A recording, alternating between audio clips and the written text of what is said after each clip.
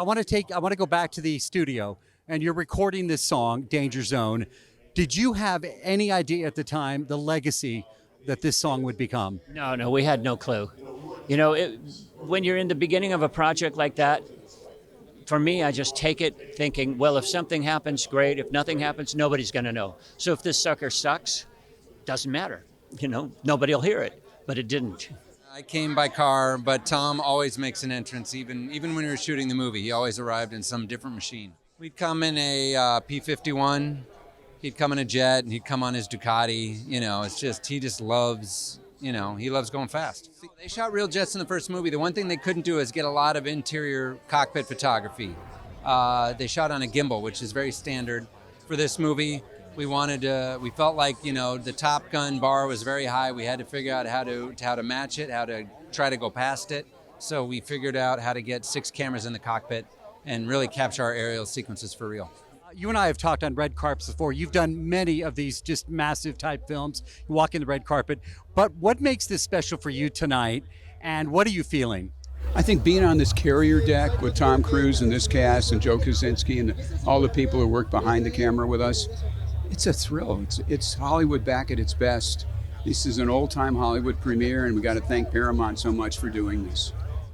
Finally, we've got a big Hollywood premiere. There are fans here. Everybody's excited. How does it feel to be back at something like this? It feels great.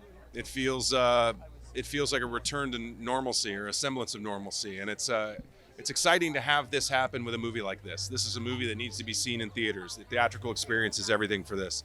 Tom will say it. I agree with him. This is a movie that needs to be seen big and loud and in the company of friends and neighbors and the community and family and everybody else, because it's something to be celebrated. And they don't come much bigger than Tom Cruise when it comes to movie stars. And to be able to be in this movie at this time with that person is a very exciting thing. I was lucky. I mean, I can't say I didn't get nauseous. I just didn't, lose control of that nausea, we should say, on this classy occasion. So that was intense, but honestly, there were a few moments that day that pushing through all of that actually, I think, completely changed me. I think of those moments of confidence in times when I don't have as much, and accomplishing that, I think, just really changed something in all of us. Well, Keegan-Michael Key was like Obama's anger translator. It's kind of the opposite with me. I'm Maverick's behavior translator. So I take his crazy, rebellious behavior and then try to turn it into English and then translate that to Cyclone so that we can keep things moving.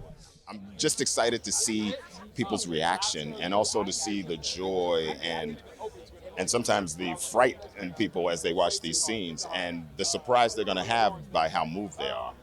All right. We didn't get to talk about the beach scenes the other day.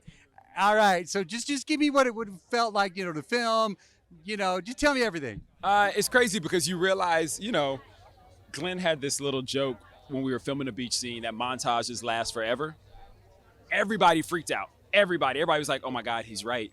Everybody remembers a montage, like everybody. So then diets, running, lifting, Pilates, it didn't matter. Everybody was trying something different to be in shape for this scene. Finish it, everybody's excited. Miles brings some beers. We all kick back on the beach, have some beers, watch the sun, dip into the ocean, a beautiful California sunset.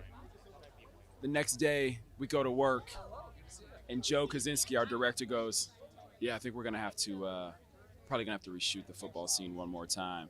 Pandemonium. Everybody, tears. People are like, no, God, please don't make me do this. I can't do it again. What is it like to be at a worldwide, like a big Hollywood premiere like this, to a guy like, from Texas?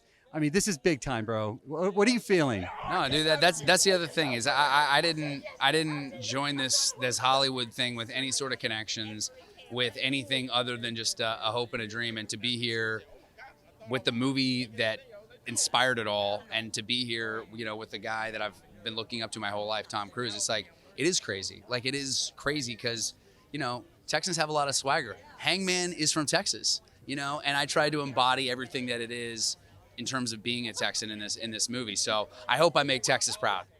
My character, his call sign is Hondo, which is a nickname that was shared by the great Kevin McHale.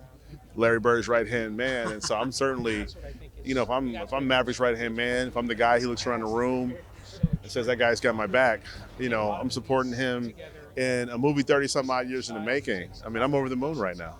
That he took a picture of me and he met with Tom in Europe, and that he, they started talking about this storyline of, hey, maybe Goose's kid, and maybe that's the connection to the sequel, and so I mean, I owe so much to Joe. He's just a wonderful guy, and I'm really happy to be in his orbit. I'm glad I just wasn't a jerk while we were filming, because I would have messed up this opportunity for myself. My most glorious moment was, I was quarterback for my team, and Tom was on my. I decided to pick Tom on my team, whatever. We was picking, I was the captain. And Tom was my running back. He's like right there. And I'm like, hey, he knew the audible sign. Hut! Catch it, I drop back. He goes out on a flare route, and I look left. Oh, he's not open. I look right, dump it off to Tom. Tom catches the ball, and he breaks free up the sideline in the sand, in jeans that are soaking wet, and he burns everybody. That was a touchdown pass to Tom Cruise. Tom Brady ain't even doing that. Come on, huh? Real quick question. Yes. Of all the planes in this film series, what is your favorite and why? Man, don't ask me that. That's like asking your favorite child. Okay, I love the F-18 for what it is. Of course, the P-51 in that is mine, so I love my P-51. That's my airplane that I've been flying for a long time. So any airplane I love. So I can't choose a favorite. It depends on the day. You know what I mean? Like, you're not going to wear the same shirt every day, So sometimes you wake up, you want to be in an F-18. Sometimes, P-51. Great answer, buddy. Thank you so much.